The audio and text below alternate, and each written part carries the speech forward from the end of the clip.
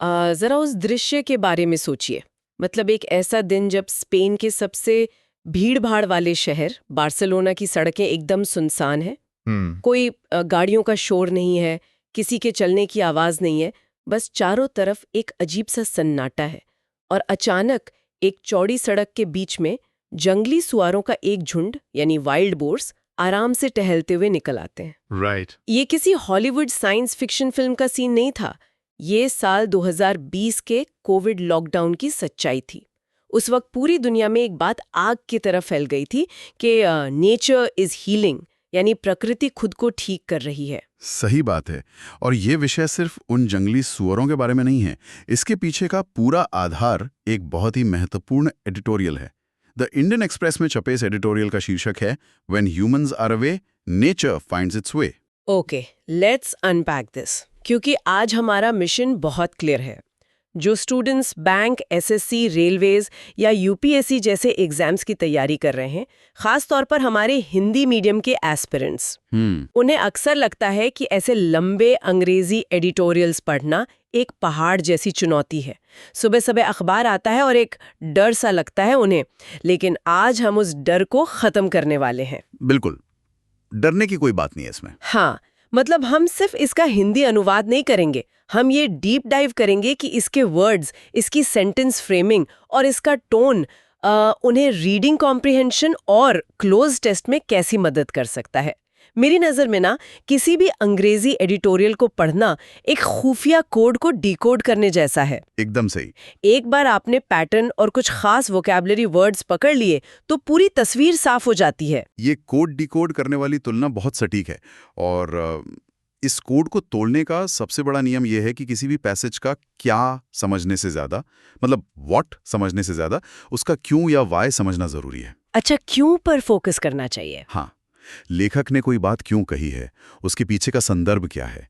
Exams में जो inference based questions आते हैं ना, जहां सीधे तौर पर आंसर पैराग्राफ में नहीं लिखा होता, राइट, जो स्टूडेंट्स को सबसे ज्यादा कंफ्यूज करते हैं। एग्जैक्टली, वहां यही क्यों वाली अप्रोच सबसे ज्यादा काम आती है। आज इस एडिटोरियल के जरिए हम यही एनालिटिकल स्किल डेवलप करने की कोशिश करेंगे। तो फिर शुरुआत करते हैं उस लॉकडाउन वाले दौर से, जिसे एडिटोरियल ने एक बहुत ही खूबसूरत टर्म दिया है, होमो सेपियंस फ्री लैंडस्केप्स, यानी ऐसे परिदृश्य जहां से इंसान बिल्कुल गायब थे। और यहीं पर एडिटोरियल अपना पहला सबसे महत्वपूर्ण शब्द पेश करता है। पैसेज कहता है कि लॉकडाउन ने दूसरी प्रजातियों को सॉन्टर करने का मौका दिया। SAUNTER, सॉन्टा। सॉन्टर, हाँ। अब इस शब्द को पढ़कर शुरुआत में मुझे लगा कि इसका मतलब शायद अकड़कर चलना या अपना दबदबा दिखाना होगा, क्योंकि वो जानवर बिल्कुल बेखौफ थे। तो क्या इसका यही मतलब होता है? देखिए, ये एक बहुत ही स्वाभाविक अनुमान है, क्योंकि उन जानवरों के व्यवहार में एक आत्मविश्वास तो जरूर था उस वक्त। लेकिन सॉन्टर का अर्थ अकड़ दिखाना नहीं होता। ओह अच्छा। हाँ, इसका सीधा सा अर्थ है आराम से चलना या बेफिक्री से टहलना। जब कोई बिना किसी जल्दी के, बिना किसी डर या घबराहट के एकदम रिलैक्स्ड होकर चलता है, तो उसे सॉन्टर करना कहते हैं। समझ गई। बार्सिलोना की सड़कों पर उन जंगली जानवरों का चलना कोई भागदौड़ नहीं थी। वो अपनी मर्जी से आराम से टहल रहे थे। अगर इसको एक आम जिंदगी के उदाहरण से समझें तो ये कुछ वैसा ही है जैसे रविवार की सुबह किसी पार्क में टहलना, जब कहीं पहुंचने की कोई जल्दी नहीं होती और इंसान पूरी तरह से अपनी घड़ी को भूल चुका होता है। बिल्कुल सही पकड़ा आपने। और परीक्षा बनाने वालों को ना ये शब्द बहुत पसंद है। Wait, really? क्लोज टेस्ट में आता है ये? हाँ, अक्सर क्लोज टेस्ट में ऐसी स्थिति का वर्णन किया जाता है जहां सब्जेक्ट एकदम निश्चिंत और बेफिक्र है। वहां ऑप्शंस में वॉक, रन, स्प्रिंट के साथ सॉन्टर भी दे दिया जाता है। ओ, तो ऑप्शंस में कंफ्यूज करते हैं। एग्जैक्टली। अगर पढ़ने वाले स्टूडेंट को कॉन्टेक्स्ट समझ आ गया कि माहौल एकदम रिलैक्स्ड है, तो वो तुरंत सॉन्टर पर निशान लगा देगा। जैसे एक और उदाहरण लें, हम कह सकते हैं कि एक अच्छी तैयारी करने वाला एस्पिरेंट बिना किसी डर के एग्जाम हॉल में सॉन्टर करता हुआ जाता है। क्या बात है, ये बहुत अच्छा फंडा है याद रखने का। ये तो हुई बात सॉन्टर की, लेकिन इंटरनेट पर वायरल मीम्स और इन किस्से कहानियों से कोई साइंटिफिक सच्चाई तो साबित नहीं होती है ना? नहीं होती। अगर ये देखना है कि प्रकृति सच में ठीक हो रही थी या नहीं, तो ठोस डेटा की जरूरत पड़ेगी। और यहाँ से ये एडिटोरियल एक नया मोड़ लेता है। पैसेज आगे बढ़ता है और साइंस पत्रिका में छपी एक नई स्टडी पर चर्चा करता है। ये स्टडी सिर्फ सुने सुनाई किस्से नहीं, बल्कि डेटा पर आधारित है। और इस स्टडी को करने का तरीका अपने आप में बहुत दिलचस्प था। रिसर्चर्स ने किसी एक जंगल को नहीं चुना, बल्कि पूरे अमेरिका में 37 प्रजातियों के जंगली पक्षियों और जानवरों का डेटा निकाला। 37 स्पीशीज। Wow, 37 species. वो भी पूरे अमेरिका में। उन्होंने ट्रैक कैसे किया इनको? उन्होंने जानवरों के गले में बंधे जीपीएस ट्रैकिंग कॉलर्स का इस्तेमाल किया और उस ट्रैकिंग डेटा को ओवरलैप किया इंसानों के सेलफोन लोकेशन डेटा के साथ। अच्छा, मतलब एक तरफ जानवरों की लोकेशन और दूसरी तरफ इंसानों के सेल फोन्स की लोकेशन। हाँ, इससे उन्हें साफ दिख गया कि जिन जगहों पर इंसानों की मौजूदगी थी वहां जानवर कैसे बिहेव करते थे। और पेंडेमिक के दौरान जब सेलफोन डेटा अचानक गायब हो गया, तब उन जानवरों का व्यवहार कैसे बदला। यहाँ पर ना एक बहुत चौंका देने वाली बात सामने आती है पैसेज में। वो बताते हैं कि सभी जानवरों ने एक जैसा व्यवहार नहीं किया। यहाँ एक गहरा विरोधाभास देखने को मिला, एक कॉन्ट्राडिक्शन। राइट। डेटा के मुताबिक कोयोटीज और वाइल्ड टर्कीज ने इंसानों की प्रॉक्सिमिटी के कारण अपने रहने के क्षेत्र को सिकोड़ लिया, यानी जहां इंसान पास थे उन्होंने अपनी जगह छोटी कर ली। लेकिन दूसरी तरफ ग्रे वुल्व्स यानी भेड़ियों ने बिल्कुल उल्टा किया। उन्होंने इंसानों से ज्यादा दूरी बनाए रखने के लिए अपनी रेंज को और बढ़ा लिया। पहले यहाँ इस प्रॉक्सिमिटी शब्द पर थोड़ी बात करते हैं। PROXIMITY। तो प्रॉक्सिमिटी का अर्थ होता है निकटता या करीब होना। जैसे आजकल गाड़ियों में प्रॉक्सिमिटी सेंसर्स होते हैं ना। हाँ, जो पास आते ही बीप करने लगते हैं। बिल्कुल वही। तो पैसेज कह रहा है कि कोयोटीज को इंसानों की प्रॉक्सिमिटी से यानी हमारी निकटता से समस्या थी, इसलिए उन्होंने खुद को छुपा लिया और अपना एरिया छोटा कर लिया।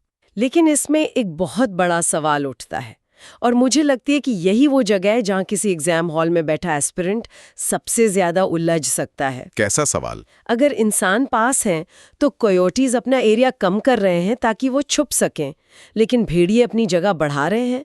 ये तो आपस में ही टकराने वाली बातें हो गई ना। ऐसा क्यों हो रहा है? इन दोनों प्रजातियों के व्यवहार में इतना जमीन आसमान का फर्क क्यों है? जानवरों की अपनी अपनी फितरत और जरूरत है। देखिए, कयोटीज एक तरह के स्कैवेंजर्स होते हैं। स्कैवेंजर्स यानी जो बचा कुचा खाते हैं। हाँ, जो अक्सर शहरों के आसपास रहते हैं और इंसानों द्वारा फेंके गए कचरे या छोटे जानवरों पर निर्भर करते हैं। उन्हें इंसानों का कचरा तो चाहिए, पर वो इंसानों से सीधा सामना करने से डरते हैं। अच्छा, तो मतलब फूड चाहिए पर कॉन्फ्रंटेशन नहीं चाहिए। एग्जैक्टली। इसलिए जब इंसान आसपास होते हैं तो कयोटीज अपने क्षेत्र को छोटा कर लेते हैं और छुप कर रहते हैं। दूसरी तरफ भेड़िए यानी वुल्व्स शिकार करने वाले जानवर हैं। वो एपेक्स प्रेडेटर्स हैं। राइट। उन्हें शिकार करने के लिए बहुत बड़े और खुले इलाके की जरूरत होती है। वो इंसानों की बस्तियों से बिल्कुल दूर रहना चाहते हैं। इसलिए जब उन्हें लगता है कि इंसान आसपास हैं, तो वो उनसे दूर जाने के लिए अपने घूमने के क्षेत्र को और ज्यादा फैला लेते हैं। ये सच में बेहद दिलचस्प है। हर जानवर अपनी ज़रूरत के हिसाब से रिएक्ट कर रहा है। लेकिन अब आते हैं रीडिंग कॉम्प्रिहेंशन पर। जब इस तरह का विरोधाभासी डाटा किसी पैसेज में आता है तो स्टूडेंट्स अक्सर एक आसान रास्ता अपनाते हैं और इन्फॉर्मेशन को जनरलाइज कर देते हैं। ये बहुत कॉमन मिस्टेक है। तो ऐसे ट्रैप से कैसे बचा जाए एग्जाम में? एस्पिरेंट्स सबसे बड़ी गलती यही करते हैं कि अगर उन्होंने एक लाइन पढ़ी कि कुछ जानवर छुपे, तो वो मान लेते हैं कि सारे जानवर छुपे। लेकिन पैसेज साफ तौर पर कहता है, The findings show a remarkable diversity of responses. यानी हर प्रजाति की प्रतिक्रिया अलग थी। बिल्कुल। अगर आरसी में एक सवाल पूछे कि according to the passage, how did wildlife react to human proximity, और एक ऑप्शन दिया हो कि all animals shrank their territories, तो वो ऑप्शन सीधा गलत होगा, क्योंकि उसमें ऑल एनिमल्स लिखा है। हाँ, सही ऑप्शन वही होगा जो इस डाइवर्सिटी ऑफ रिस्पॉन्सेज यानी अलग अलग प्रतिक्रियाओं को दर्शाए। एग्जामिनर ये जानना चाहता है कि स्टूडेंट ने डिटेल्स को ठीक से पढ़ा और समझा है या नहीं। ब्लैंकेट स्टेटमेंट्स यानी सब पर एक ही नियम लगाने वाले वाक्यों से हमेशा बचना चाहिए। ये एक ऐसी टेक्निक है जो लगभग हर लंबे और कॉम्प्लेक्स आरसी पैसेज में काम आएगी। जनरलाइज मत करो, टेक्स्ट पर ध्यान दो। सही कहा। अब इस कहानी के अगले पड़ाव पर चलते हैं। हमने साइंटिफिक डेटा की बारीकियां तो समझ ली, लेकिन इन सब का आखिर फायदा क्या है? इकोलॉजिस्ट के लिए ये डेटा इतना महत्वपूर्ण क्यों है? ये पैसेज का वो हिस्सा है जहां अक्सर लेखक का मुख्य उद्देश्य छुपा होता है। पैसेज बताता है कि ये इन्फॉर्मेशन एनिमल ह्यूमन कॉन्फ्लिक्ट्स को कम करने के लिए इनवैल्यूएबल है। और इस पूरे प्रोसेस को समझाते हुए लेखक ने 4 बहुत ही भार भरकम और जरूरी शब्दों का एक साथ इस्तेमाल किया है। ये शब्द हैं ग्रैन्युलर, कंजर्वेशन, बायोडायवर्सिटी और पेनस्टेकिंग। इन चारों को समझना किसी भी कॉम्पिटिटिव एग्जाम की तैयारी का एक बहुत बड़ा हिस्सा हो सकता है। तो एक एक करके इनके मायने निकालते हैं। पहला शब्द ग्रैन्युलर मुझे बहुत फैसिनेटिंग लगा, GRANULR। इसे हम एक उदाहरण से समझ सकते हैं। मान लीजिए आपके फोन में कोई फोटो है, अगर उसे ऊपर ऊपर से देखें तो वो बस एक आम फोटो लगती है। लेकिन जब उसे स्क्रीन पर बहुत ज्यादा जूम किया जाता है, इतना जूम कि उसके छोटे छोटे पिक्सेल्स अलग अलग दिखने लगते हैं, उस एक एक पिक्सल की डिटेल को क्लोजली एनालाइज करना ही ग्रैन्युलर अप्रोच कहलाता है। इसका लिटरल मीनिंग होता है दानेदार, लेकिन यहाँ इसका अर्थ है बहुत ही सूक्ष्म और डिटेल में जाकर किसी चीज को देखना। बेहतरीन तुलना ही है। और एग्जाम्स में क्लोज टेक्स्ट या एरर स्पॉटिंग सॉल्व करते वक्त एस्पिरेंट्स को यही ग्रैन्युलर अप्रोच अपनानी पड़ती है। एक एक शब्द, एक एक प्रपोजिशन और टेंस पर बारीकी से ध्यान देना पड़ता है। सही बात है, ऊपर ऊपर से स्किमिंग काम नहीं आती वहां। बिल्कुल नहीं। और पैसेज में लेखक बता रहा है कि इकोलॉजिस्ट को अब एक ग्रैन्युलर अप्रोच चाहिए, यानी सिर्फ ऊपर ऊपर से जंगल बचाओ के नारे लगाने से काम नहीं चलेगा। उन्हें हर एक प्रजाति के व्यवहार को डीपली और अलग अलग स्टडी करना पड़ेगा। और इस ग्रैन्युलर अप्रोच का अंतिम लक्ष्य क्या है? यहाँ पर हमारे 2 अगले शब्द आते हैं। इकोलॉजिस्ट को ये अप्रोच चाहिए कंजर्वेशन के लिए, ताकि बायोडायवर्सिटी बची रहे। राइट। कंजर्वेशन का मतलब होता है संरक्षण, किसी चीज को ध्यान से बचाकर रखना, खास तौर पर प्रकृति को। और बायोडायवर्सिटी यानी जैव विविधता, मतलब धरती पर अलग अलग तरह के पौधों, जानवरों और जीवों का एक साथ मौजूद होना। लेकिन इस जैव विविधता का संरक्षण करना कोई आसान काम नहीं है। पैसेज कहता है कि यह एक बहुत ही पेनस्टेकिंग प्रोसेस है। पेनस्टेकिंग, PAINSTAKING। इस शब्द को बोलने में ही एक थकान सी महसूस होती है यार, जिसमें पेन या दर्द शामिल हो। इसका मतलब शायद ऐसी कोशिश से है जिसमें हद से ज्यादा मेहनत और लगन की जरूरत होती है। हाँ, जैसे taking pains to do something. Exactly. जैसे एक स्टूडेंट रात रात भर जागकर मॉक टेस्ट एनालाइज करता है, वो पेनस्टेकिंग है। और यहाँ पैसेज में 37 अलग अलग प्रजातियों के GPS कॉलर्स का डेटा और लाखों सेलफोन्स का डेटा एक साथ जोड़कर विश्लेषण करना, ये सच में पेनस्टेकिंग है। बिल्कुल, पेनस्टेकिंग का अर्थ ही वही है, मेहनतपूर्ण, जिसमें हर छोटी से छोटी डिटेल पर बहुत सावधानी से काम किया जाए। अगर हम इन चारों शब्दों को एक आखिरी रूप दें तो बात कुछ ऐसी बनती है। बायोडायवर्सिटी को बचाने के लिए जो कंजर्वेशन किया जाता है, उसके लिए एक बहुत ही पेनस्टेकिंग और ग्रैन्युलर अप्रोच की जरूरत होती है। वाओ! इन शब्दों का आपस में यही संबंध है और यही इस पैराग्राफ का कोर मैसेज है। एक ही सेंटेंस में 4 इतने पावरफुल वर्ड्स और उनका लॉजिकल कनेक्शन, इसे कहते हैं वोकैबुलरी को उसके कॉन्टेक्स्ट के साथ समझना। चलिए अब इस डीप ड्राइव के आखिरी और सबसे क्रिटिकल हिस्से की तरफ चलते हैं, जो है इस पैसेज का निष्कर्ष और इसका tone. Tone of the passage. अक्सर एडिटोरियल्स के अंत में लेखक एक वार्निंग देता है या किसी विचार पर अपना नजरिया पेश करता है। यहाँ पर लेखक ने एक खास नरेटिव की आलोचना की है। हाँ, लेखक ने उस सोच को निशाना बनाया है जो पैंडेमिक के टाइम पर नेचर इज हीलिंग के साथ साथ चल रही थी। एक विचारधारा आई थी कि वी आर द वायरस, यानी इंसान ही इस धरती का सबसे बड़ा वायरस है। ओह हाँ, ये बहुत चला था सोशल मीडिया पर। बिल्कुल, कुछ लोगों ने ये मानना शुरू कर दिया था कि अगर इस ग्रह को बचाना है तो इंसानों को हटाना पड़ेगा या उनकी मौजूदगी को बिल्कुल खत्म करना पड़ेगा। लेकिन एडिटोरियल इस सोच को बहुत ही सिंपलिस्टिक यानी बेहद सरल मानता है। Here's where it gets really interesting। थोड़ा यहाँ पर रुकते क्योंकि मुझे एक बड़ा विरोधाभास नजर आ रहा है। शुरुआत में हमने देखा कि जब इंसान गायब हुए तभी जानवर सौंटे कर पाए। डेटा ने भी बताया कि इंसानों की प्रॉक्सिमिटी कम होने पर वाइल्ड लाइफ पर असर पड़ा। राइट। तो जब सब कुछ इंसानों के हटने से ही ठीक हो रहा है, तो लेखक इस वी आर द वायरस वाली बात को सिंपलिस्टिक क्यों कह रहा है? क्या लेखक खुद अपनी ही बातों के खिलाफ नहीं जा रहा? एक तरफ कहना कि इंसानों के जाने से प्रकृति खुशहाल है और दूसरी तरफ इंसानों को वायरस मानने से इनकार करना। ये बात एग्जाम में पढ़ते वक्त किसी को भी कंफ्यूज कर सकती है। What's fascinating here is कि ये कंफ्यूजन बहुत लाजमी है और यही वो जगह है जहां एस्पिरेंट्स की क्रिटिकल थिंकिंग का सबसे बड़ा टेस्ट होता है। अच्छा। एग्जामिनर जब पैसेज का टोन पूछता है तो वो यही चेक कर रहा होता है कि क्या स्टूडेंट लेखक के असल इरादे को समझ पाया या नहीं। देखिए, लेखक अपनी बात काट नहीं रहा है।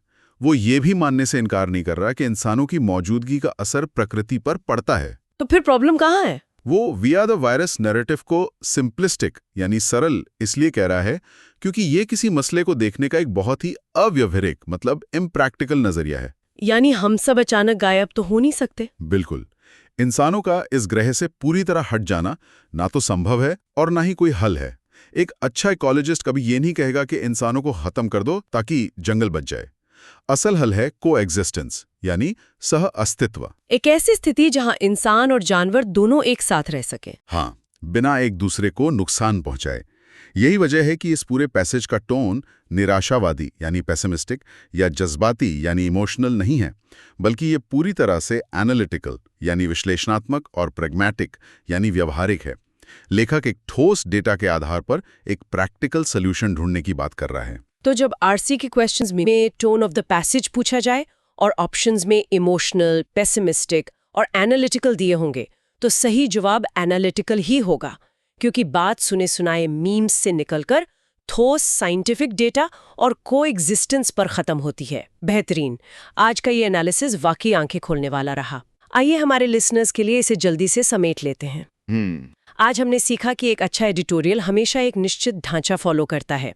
इसका फॉर्मूला होता है सबसे पहले एक ऑब्जर्वेशन, जैसे कोविड में सुनहरी सड़कें और वाइल्ड बोर्स। राइट। उसके बाद उसका समर्थन करने के लिए ठोस डेटा, जैसे साइंस मैगजीन की सेलफोन और जीपीएस मैपिंग वाली स्टडी। फिर उस डेटा का एप्लीकेशन, यानी इकोलॉजिस्ट द्वारा कॉन्फ्लिक्ट कम करने में उसका इस्तेमाल। और अंत में एक वार्निंग कि हम ही वायरस हैं, जैसे सिंपलिस्टिक व्यूज से बचना चाहिए। एग्जैक्टली। अगर हम हर एडिटोरियल को इस फ्रेमवर्क में रखकर पढ़ने की आदत डाल लें तो कोई भी पैसेज आसान लगने लगेगा। और साथ ही जो 6 महत्वपूर्ण शब्द हमने ध्यान से समझे उन्हें भी समराइज कर लेते हैं। पहला, सॉन्टर, बेफिक्री से टहलना, जैसे कोई जानवर बिना किसी भागदौड़ के चलता है। दूसरा, प्रॉक्सिमिटी, निकटता, जिसके करीब आने से कोयोटेस छुपे और भेड़िए दूर भागें। तीसरा, ग्रैन्युलर, एकदम सूक्ष्म और डिटेल्ड एनालिसिस। चौथा, कॉन्जर्वेशन, प्रकृति का संरक्षण करना। पांचवा, बायोडाइवर्सिटी, जैव विविधता।